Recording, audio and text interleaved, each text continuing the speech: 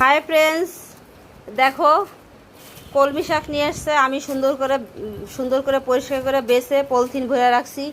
এখানে এক মুঠি, এই যে দেখো এখানে আর এক মুঠি। তো এটি এক দিন রান্না করব। এই যে দেখো শশা, গরমের দিনে শশা খেতে ভালোই লাগে। কলা নিয়ে আসছে, ঝিঙা নিয়ে আসছে, ঝিঙা দিয়ে মাছের ঝোল হবে।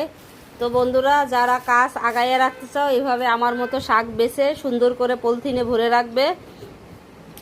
রান্নার সময় শুধু ধুয়ে কেটে রান্না করে খেয়ে ফেলবে।